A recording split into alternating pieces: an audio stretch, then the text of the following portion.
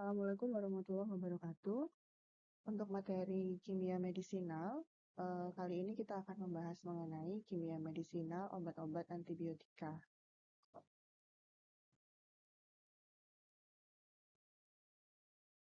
Definisi dari antibiotika ini adalah zat yang dihasilkan oleh suatu mikroorganisme dan punya kekuatan untuk menghambat atau membunuh mikroorganisme lain meskipun dengan kadar yang kecil. Secara umum, suatu zat dapat digolongkan sebagai antibiotika apabila memenuhi beberapa persyaratan. Pertama adalah hasil metabolisme dari mikroorganisme tersebut atau produk sintesanya yang strukturnya analog. Kedua, bersifat antagonis terhadap pertumbuhan satu atau beberapa spesies jasad renik yang lain. Ketiga, efektif pada kadar yang rendah.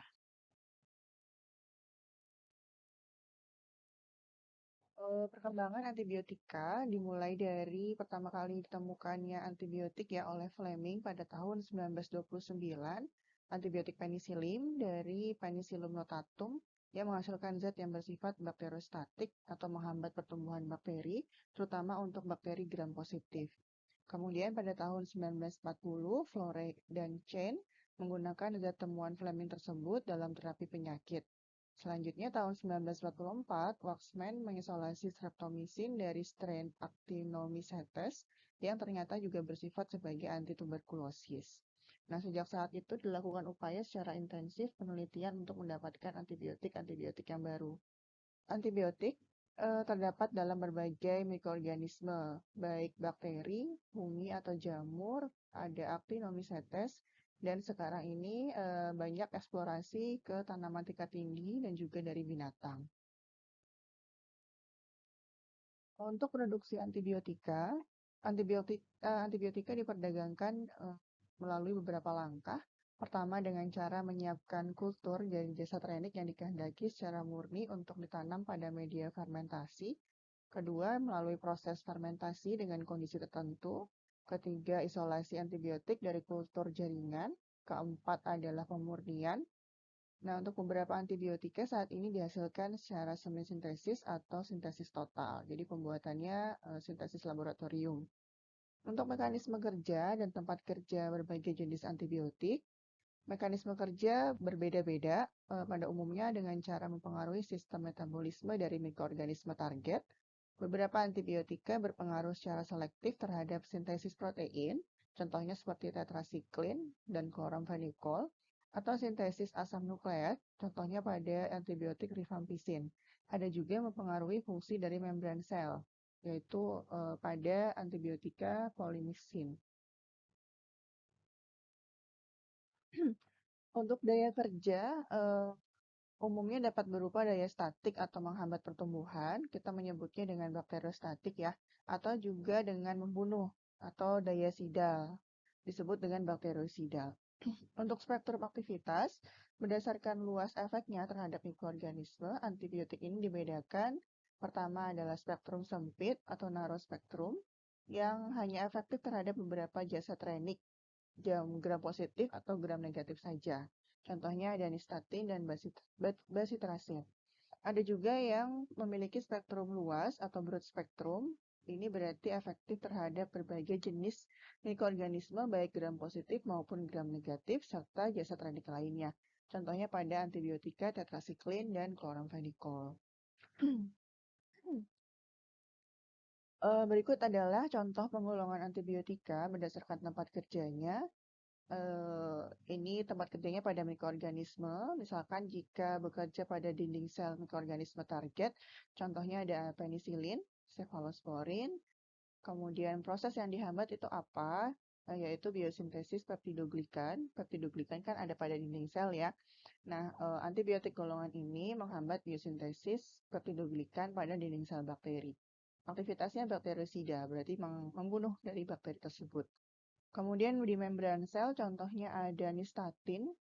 Ini menghambat fungsi dari membrannya. Aktivitasnya fungisida atau bakteriosida. Kemudian ada juga yang masuk lebih dalam tempat kerjanya yaitu di asam nukleat, berarti di inti selnya. Contoh antibiotiknya ada rifampicin yang biasa untuk TBC. Proses yang dihambat itu biosintesis pada ADN atau mARN. pembelahan sel, jadi seputar aktivitas yang ada pada inti sel. Tipe aktivitas ada yang statik, ada yang sidal. Lalu juga sampai ke ribosom. Ribosom itu sampai ke subunit 30S prokaryotik, ada juga yang di eukaryotik. Contohnya ada aminoglikosida, tetrasiklin, glutarimid, dan lain-lain. Proses yang dihambat adalah biosintesis protein, aktivitasnya ada yang statik dan ada yang sidal. Jadi, tempat kerjanya bermacam-macam, dimulai dari yang paling luar adalah dinding sel, membran sel, asam nukleat, sampai ke ribosom. Masing-masing tersebut punya jenis antibiotik yang berbeda dan proses yang dihambat pun berbeda-beda, serta tipe aktivitas yang juga berbeda-beda. Tergantung bagaimana kebutuhan dan aktivitas yang diharapkan dari antibiotika tersebut. Kemudian ini adalah struktur polimer dari dinding sel bakteri. Eh, Bermacam-macam ya, ada yang peptidoglikan, ada asam teikoat, asam teiuronat, dan lain-lain. Protein ada polisakarida juga. Umumnya pada gram positif ini untuk peptidoglikannya lebih tebal dibandingkan pada gram negatif. Pada gram positif juga memiliki polimer asam teikoat dan teiuronat. Kemudian kalau gram negatif itu cirinya biasanya memiliki lipopolisakarida. Jadi ada kandungan lipidnya, lipoprotein, fosfolipid, dan protein. Kalau polisakarida di gram positif bisa ada, bisa tidak. Sementara pada gram negatif ini tidak ada. Ini juga sekilas perbedaan antara gram positif dan gram negatif. Kalau gram positif, dia permukaan makromolekul kapsul, memiliki peptidoglikan, dan membran sitoplasma. Dan di paling luar ada sitoplasma. Kemudian kalau gram negatif, ini punya lipopolisakarida di situ, ada peptidoglikan juga, ada ruang periplasma. Jadi beda dari strukturnya ya. Kalau di gram negatif dia memang punya kandungan lipid. Nah, klasifikasi antibiotik berdasarkan struktur ada bermacam-macam. Di sini disebutkan ada 7. Ada aminoglikosida, tetrasiklin, makrolida, vancomycin, polipeptida, beta-laktam, dan antibiotik lain selain dari 6 yang sudah disebutkan. Nah, mulai dari sini kita akan membahas mengenai struktur dan aktivitas dari masing-masing klasifikasi antibiotik tersebut. Untuk golongan pertama, kita akan membahas antibiotika beta-laktam. Beta-laktam ini merupakan kelompok yang dominan di antara antibiotik yang digunakan dalam terapi. Dalam strukturnya, terdapat cincin beta-laktam atau amida siklis dengan 4 atom. Jadi, kekhasan atau ciri khas dari antibiotika beta-laktam ini jelas pada cincin beta-laktamnya. Umumnya spektrumnya luas, jadi bisa gram positif dan negatif dengan aktivitas sidal atau membunuh yang sangat poten dan juga cepat, serta toksisitasnya relatif rendah. Jadi termasuk yang favorit ya, karena aktivitasnya cepat, poten juga, tapi punya toksisitas yang rendah. Pengelompokannya ada penisilin dan turunannya, ada cefalosporin dan turunannya, dan juga antibiotika beta-laktam yang lain. Berikut adalah mekanisme kerja antibiotika turunan beta-laktam. Ini reaksi penghambatan enzim transpeptidase oleh antibiotika beta-laktam dapat dilihat pada gambar tersebut. Jadi, aktivitasnya itu adalah menghambat kerja enzim transpeptidase ya. Enzim ini kan mengkatalisis atau memperantarai biosintesis polimer pada dinding sel bakteri. Nah, ketika antibiotik beta-laktam ini kita konsumsi, nanti dia akan menghambat dari kerja enzim tersebut. Oleh sebab itu, maka kerja yang dihambat adalah biosintesis polimer pada dinding sel bakterinya. Kalau itu tidak bisa berjalan dengan maksimal atau tidak bisa berjalan sama sekali, maka otomatis bakteri tersebut akan mati. Kemudian mekanisme kerja yang kedua dengan menyerang pada nukleofil, menyerang pada gugus nukleofil pada gugus hidroksil, pada enzim transpeptidase terhadap karbonil cincin beta-laktam. Jadi ikatannya itu pada gugus hidroksil ya, gugus hidroksil pada enzim transpeptidase. Beta-laktamase adalah enzim yang dihasilkan oleh mikroba yang mampu menginaktifkan antibiotik beta-laktam. Jadi, ternyata mikroba ini bisa menghasilkan suatu enzim yang dinamakan beta-laktamase yang fungsinya dapat menonaktifkan atau menginaktifkan dari antibiotik beta-laktam. Nah, ini pada struktur gram positif yang paling kiri, dia punya beta-laktamase. Strukturnya dari paling luar itu ada peptidoglikan, kemudian membran, dan paling dalam jelas sitoplasma. Sementara pada gram negatif, beta-laktamasenya ini pada yang ditunjukkan di tanda panah ya. Kemudian nomor 4 ini ada ruang periplasma, kemudian membran yang terdalam, lalu sitoplasma. Jadi kalau gram negatif, beta-laktamasenya itu ada di lebih dalam karena memang lapisan pada gram negatif kan lebih banyak dibandingkan pada gram positif. Untuk antibiotik beta-laktam, ini contohnya ada penisilin, penisilin dan turunannya. Struktur dasar dari senyawa penisilin ini sama, gitu ya, hanya berbeda pada struktur bagian asam dari rantai samping amida. Perbedaan struktur ini menyebabkan perbedaan sifat fisika kimia, jelas, stabilitasnya juga berbeda, dan perbedaan pada efek antibiotikanya. Bisa dilihat di gambar untuk penisilin seperti itu ya. Dan perbedaannya cukup sedikit dibandingkan dengan asam 6 amino penisilanat. Seperti itu, bedanya hanya pada rantai yang nomor 6, pada atom C nomor 6. Kalau penisilin dia mengikat CONH dan gugus alkil. Kemudian kalau pada asam 6 amino penisilanat dia mengikat NH2.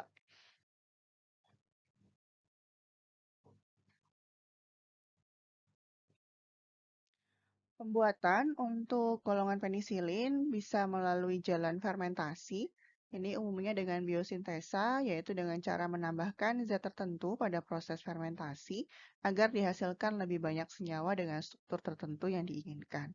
Lalu juga bisa dengan semisintesis, di mana senyawa 6-apa nanti akan membentuk senyawa penisilin tertentu. Jadi melalui sintesis dari senyawa kimia 6-apa itu melalui proses asilasi. Kemudian, dengan cara ini dapat diperoleh senyawa penisilin yang lebih stabil dan juga lebih aktif. Contohnya untuk obat ampicillin, fenitisilin, metisilin, dan lain-lain. Atau juga bisa dengan sintesis total. Proses ini pada umumnya dapat memberikan hasil yang sangat kecil. Agak berhasil, yang agak berhasil adalah pada pembuatan atau sintesa penisilin 5 oleh Sirhan dengan dasar sintesis peptida. Jadi sementara ini yang bisa dilakukan dari fermentasi langsung dari tumbuh, kemudian dari semisintesis dan juga dari sintesis total. Untuk sifat kimia penisilin, pertama sifat tidak stabilnya itu terutama disebabkan adanya cincin beta-laktam yang reaktif, terutama terhadap hidrolisa. Jadi sangat reaktif terhadap reaksi hidrolisis. Sejauh mana hidrolisis berlangsung dipengaruhi oleh pH larutan. Dalam suasana asam, gugus karbonil pada rantai samping dapat bereaksi dengan cincin beta-laktam, maka akan terbentuk asam penisilenat.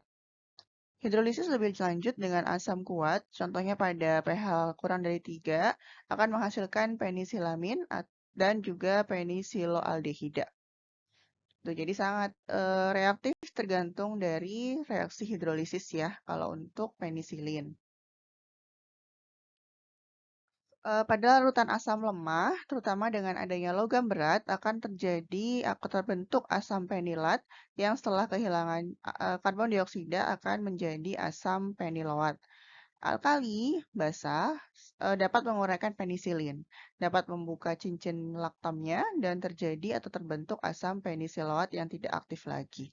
Jadi dengan adanya basa, dia dapat menjadi inaktif ya, karena cincin beta-laktamnya dapat terbuka dan berubah menjadi bentuk yang lain.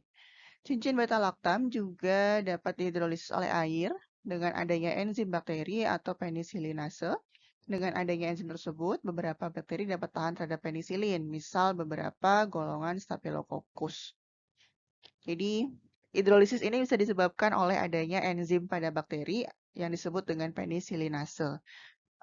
Contohnya pada Staphylococcus, makanya beberapa strain itu sudah kebal ya, tidak bisa diobati dengan golongan penisilin. Untuk sifatnya, dengan mengatur pH, tadi kan ada pengaruh pH tuh. Dengan mengatur pH larutan antara 6 sampai 6,8 dan suhu rendah, penisilin dapat tahan selama beberapa minggu. Stabilitas dapat ditingkatkan dengan dapar sitrat atau dapar fosfat. Jadi pengatur pH gitu. Karena zat ini dapat menghilangkan pengaruh logam berat seperti Cu dan Zn yang dapat mempercepat kerusakan penisilin. Jadi saya ulangi, penisilin itu karena cincin beta-laktamnya itu dapat reaktif dengan adanya hidrolisis dan juga perubahan pH, maka untuk menstabilkannya kita bisa menggunakan dapar sitrat atau dapar fosfat, itu juga bisa menghilangkan pengaruh dari logam berat. Golongan penisilin mampu mengasilasi protein tertentu dalam tubuh manusia, membentuk penisiloil protein, yaitu suatu antigen, dan membentuk suatu reaksi alergi pada beberapa mikroorganisme atau makhluk hidup. Makanya ada beberapa orang yang mengalami reaksi alergi terhadap golongan penisilin. Ini adalah mekanisme reaksi peruraian penisilin pada suasana asam, basa, dan oleh enzim seperti yang tadi sudah sempat disebutkan. Kemudian sifat kimia fisika untuk turunan penisilin dibagi menjadi 3 kelompok. Penisilin yang tahan terhadap asam, ada penisilin 5, fenetisilin, dan propisilin K. Ada yang tahan terhadap beta-laktamase. Kemudian penisilin yang tahan terhadap asam dan juga tahan terhadap beta-laktamase. Contohnya ada cloxacillin, Na, kemudian juga ada dicloxacillin Na, dan sebagainya.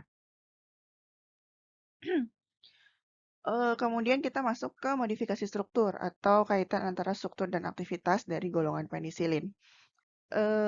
Terjadinya peruraian oleh asam lambung, jadi kan obatnya kita konsumsi ya secara peroral, kemudian kan dia akan mengalami first pass effect juga ketemu dengan lambung atau pencernaan.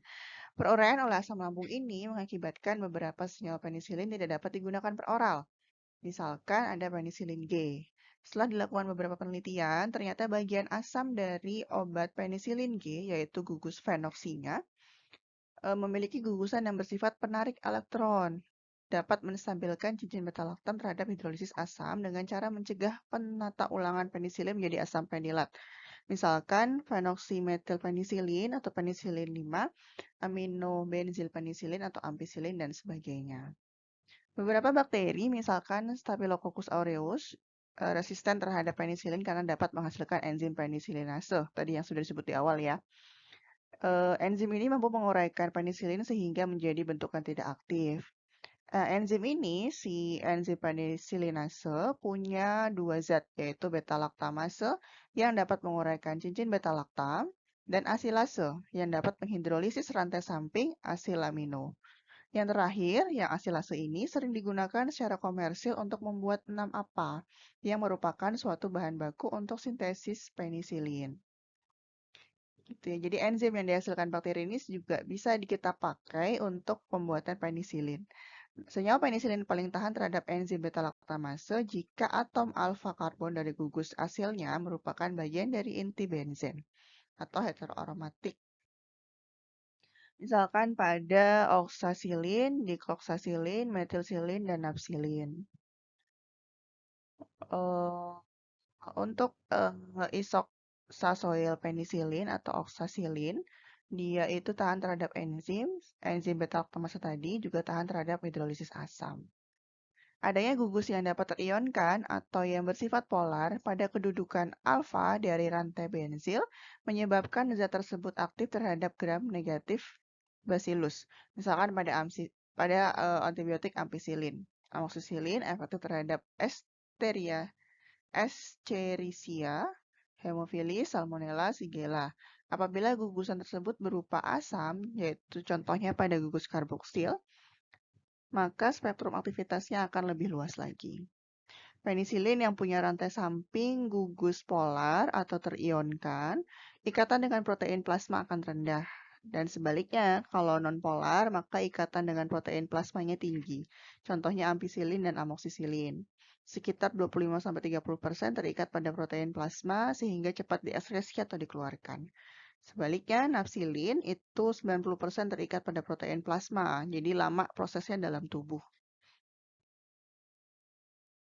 Ini beberapa contoh obat golongan penisilin beserta dengan strukturnya. Struktur umumnya itu yang paling atas ya. Kemudian modifikasi R-nya yang kita rubah. Kalau R-nya kita berikan benzen, kemudian ada gugus metil juga di sana, maka menjadi penisilin G atau benzil penisilin. Kalau ada OCH2, maka penisilin V atau phenoxymetilpenicillin dan sebagainya. Jadi yang di modifikasi itu pada rantai alkil atau R yang ada di pojok kiri atas pada atom C nomor 6. Ini struktur lain. Nah, dengan modifikasi ini, R-nya kita rubah, dan R aksennya juga kita rubah, maka dapat menghasilkan golongan penisilin yang lain. Produk, contoh obatnya ada benzil penisilin, tidak tahan asam sehingga tidak digunakan per oral karena akan rusak oleh asam lambung.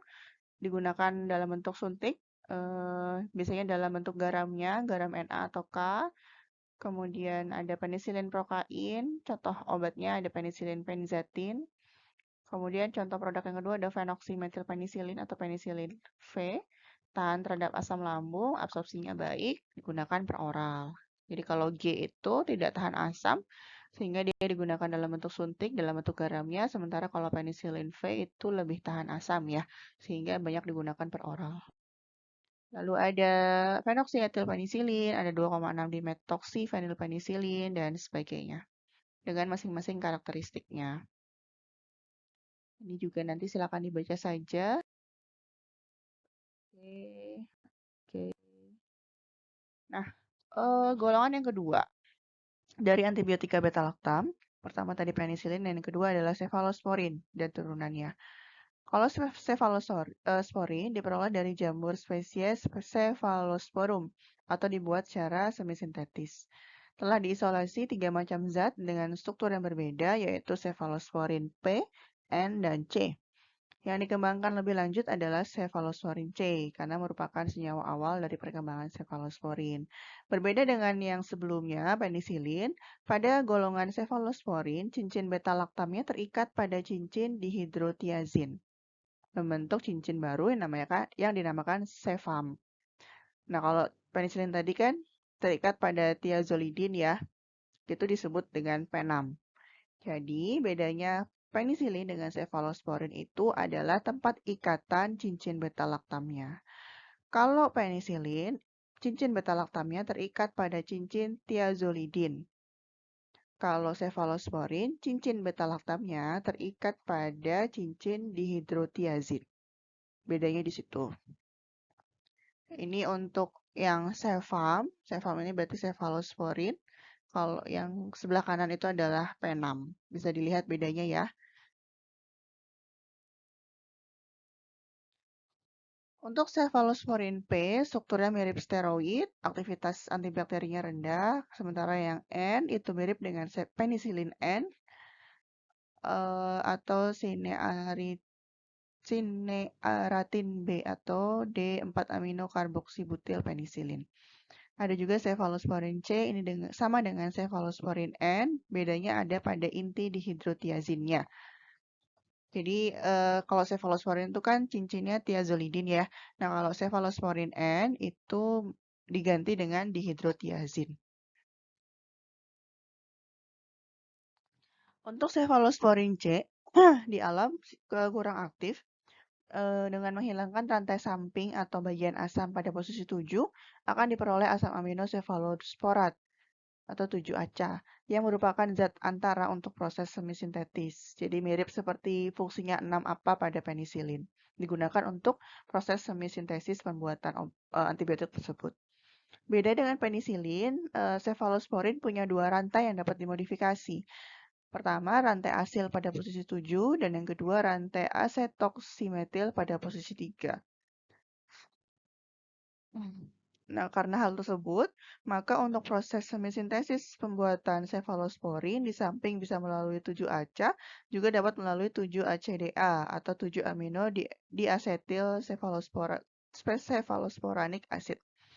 Modifikasi rantai asil dapat mempengaruhi eh, kemiripan dengan senyawa penisilin, sedangkan modifikasi pada rantai asetoksimetil juga berpengaruh pada sifat cefalosporin.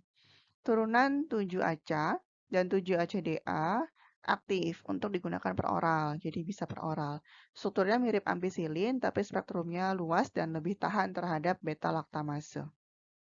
Klasifikasi cefalosporin dibagi menjadi generasi pertama, kedua, ketiga, dan keempat berdasarkan periode ditemukannya dan sifat dari antimikrobialnya. Untuk turunan cefalosporin dapat diperbaiki strukturnya jika pembuatannya dalam bentuk semisintesis, yaitu dengan cara pertama dengan menaikkan stabilitas asam, kedua memperbaiki sifat farmakokinetiknya dengan menaikkan absorpsi oralnya, ketiga dengan menaikkan luas spektrum antibakterinya, keempat menaikkan aktivitas melawan mikroorganisme resisten, yaitu dengan menurunkan peroraian enzimatik oleh bakteri, perbaikan pada penetrasi, dan menaikkan afinitas pada reseptor. Kelima, menurunkan alerginesitas, jadi reaksi alerginya dapat ditekan. Keenam, dengan menaikkan toleransi pada pemberian parenteral. Ini adalah struktur cefalosporin generasi pertama. Modifikasinya pada dua rantai ya. Ada R1, ada R2 di situ. Ini untuk generasi kedua. Ada tiga rantai yang dapat dimodifikasi. Ini generasi ketiga dan generasi keempat.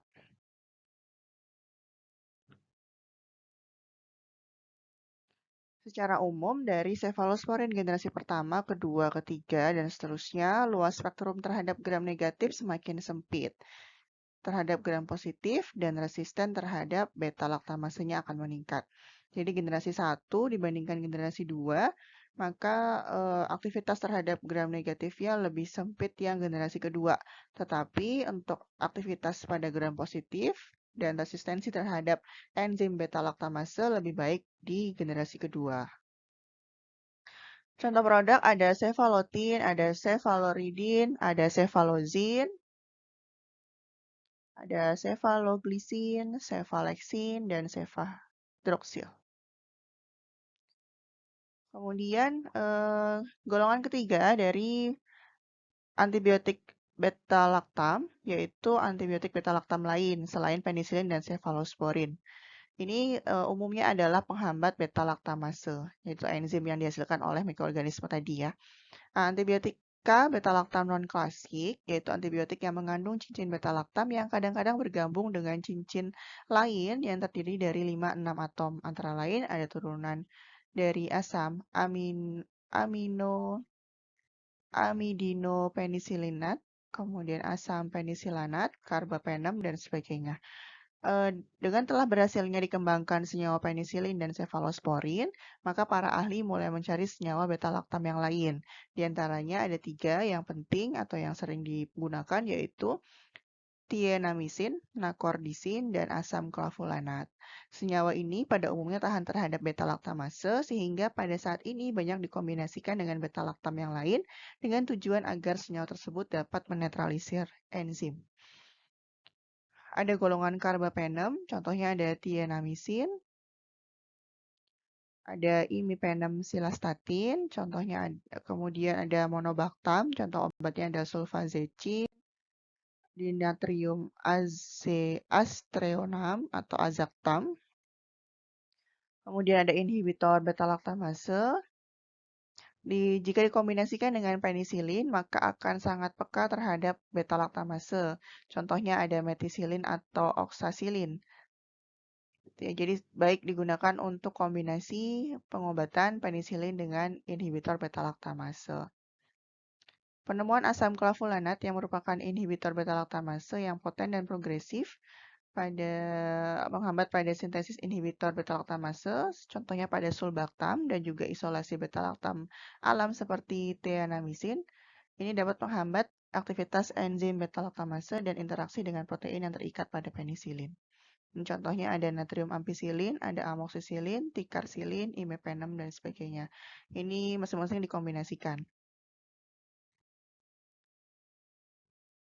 Jadi strukturnya ya, ada turunan oxapenem, yaitu asam clavulanat. Ini kombinasi antara ampicillin dan sulbactam. Kemudian ada turunan beta-lactam monosiklik, contohnya pada obat nocarcidin.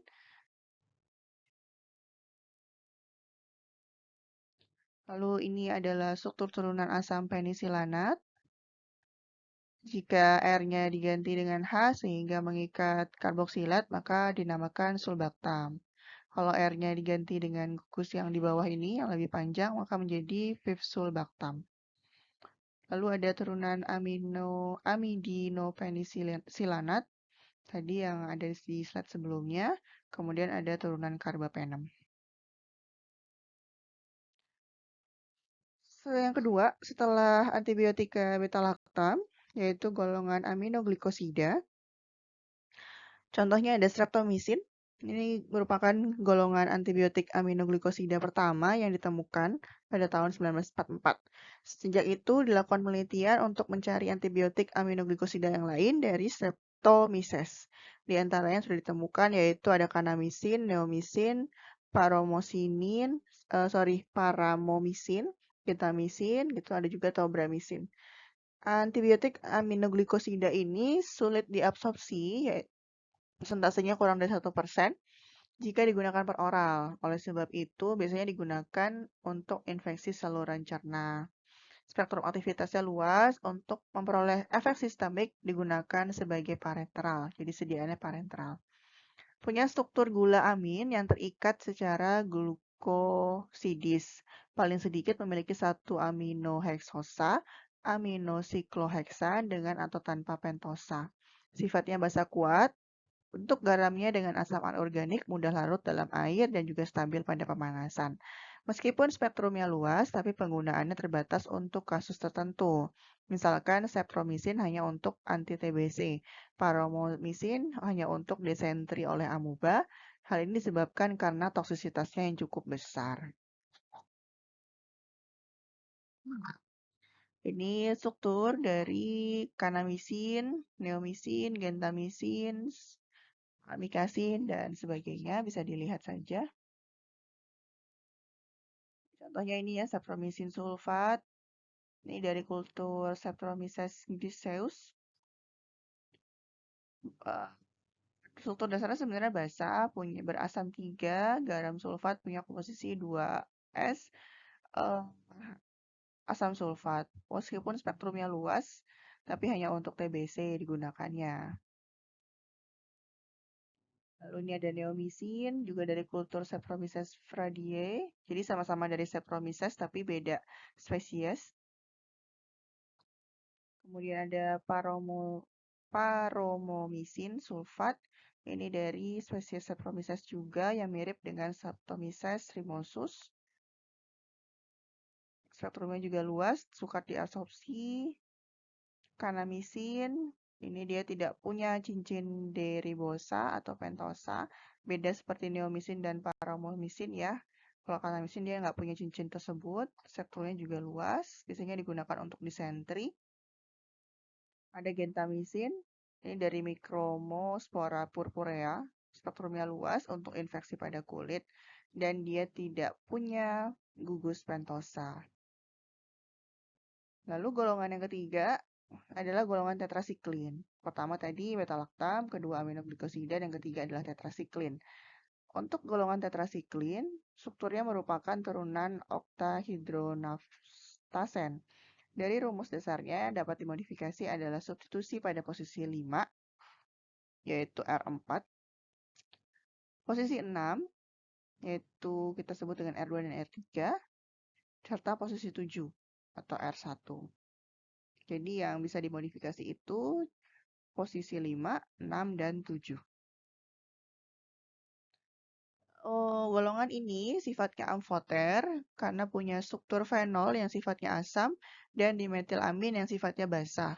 Dapat membentuk garam dengan baik dengan asam maupun dengan alkali. Garam dengan asam, contohnya HCl, larut dalam air tapi tidak stabil.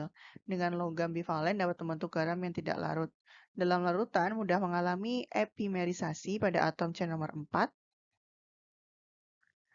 sehingga berubah menjadi epitetrasiklin yang kurang aktif. Dalam suasana asam, keseimbangan epimerisasi terjadi dalam satu hari dengan 50% epimer.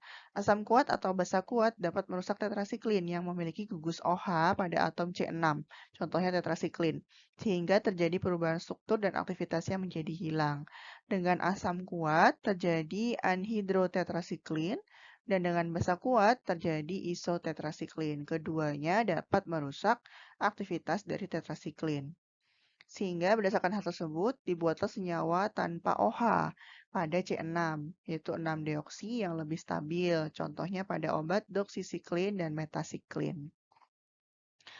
Tetrasiklin dapat membentuk senyawa yang kompleks atau membentuk kelat dengan beberapa logam, seperti Ca, Mg, dan Fe. Kelat ini jika terjadi maka sukar larut dan sukar diabsorpsi sehingga tidak dianjurkan dikonsumsi bersama dengan makanan yang kaya logam, seperti Ca, Mg, dan Fe.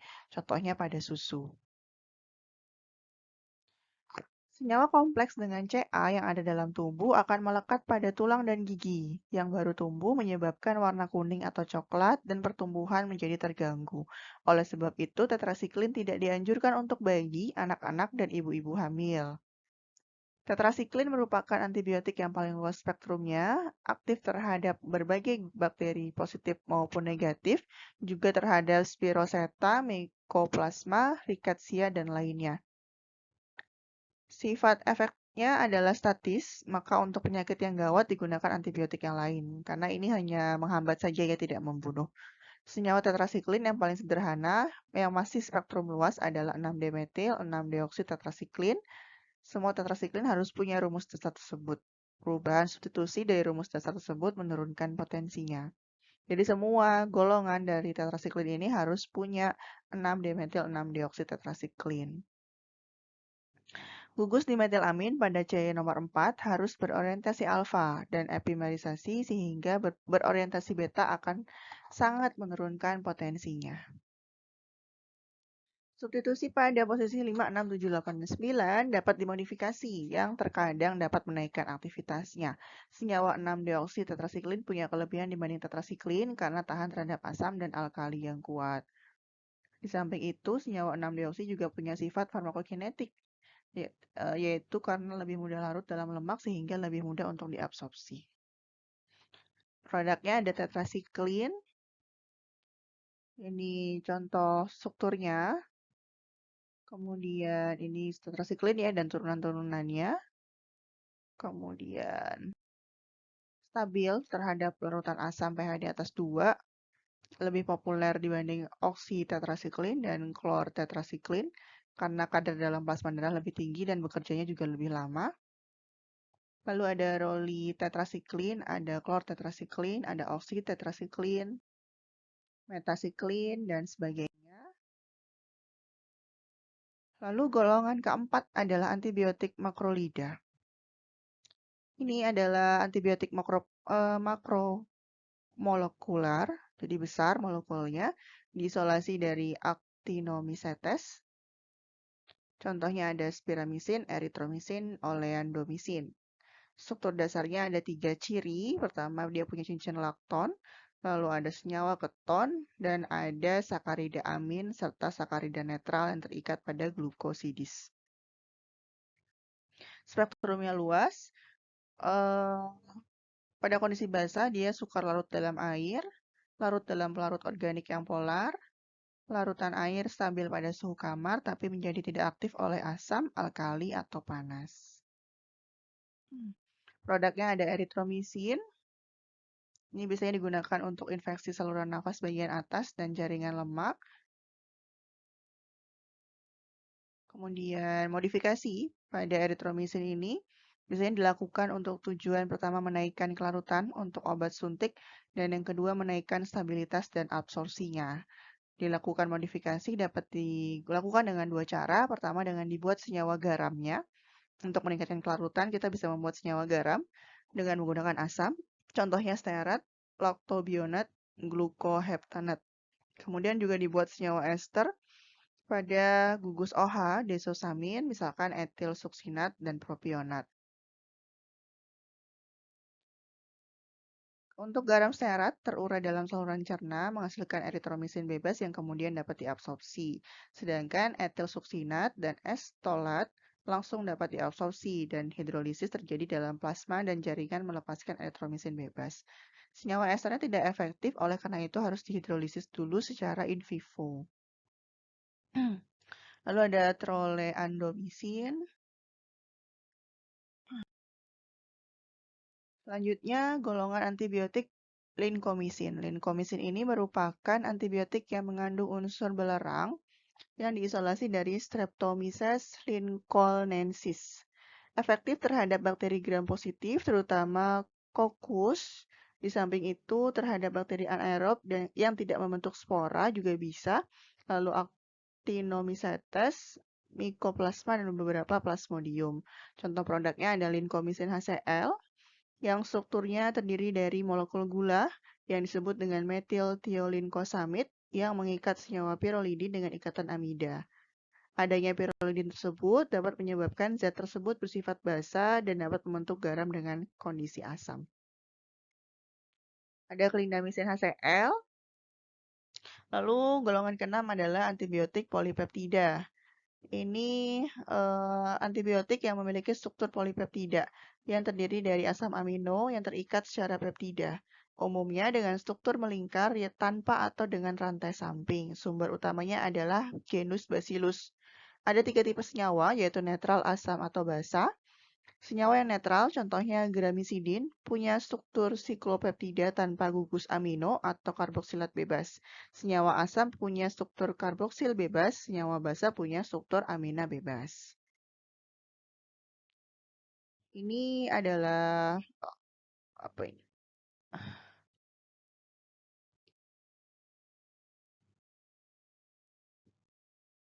Ini contoh-contoh dari turunan tadi ya, turunan dari golongan tersebut.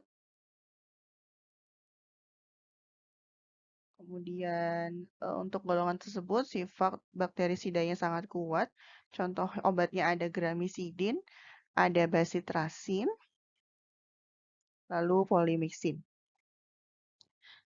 Selanjutnya yaitu antibiotik lain dari selain dari golongan-golongan yang tadi sudah disebutkan. Contoh obat ada griseofulvin. Ini turunan dari sikloheksanon, digunakan terutama sebagai antifungi peroral, terutama untuk infeksi jamur pada kulit ya. Sangat sukar larut dalam air sehingga jika digunakan peroral untuk menjamin absorpsinya dalam saluran cerna, maka zat tersebut harus dibuat sangat halus. Beberapa farmakopoeia mensyaratkan ukuran partikelnya tidak lebih dari 5 mikron. Lalu ada nistatin, merupakan makrosiklis dengan 6 ikatan rangkap sehingga sering dikelompokkan sebagai antibiotika polyen. Karena punya banyak ikatan rangkap, maka senyawa nistatin ini mudah mengalami autooksidasi oleh pengaruh cahaya. Aktif terhadap jamur, baik oral maupun lokal. Lalu ada amphoterisin, ini juga untuk jamur. Ada chloramphenicol, yang sekarang dibuat sintesis dari para nitroacetophenon.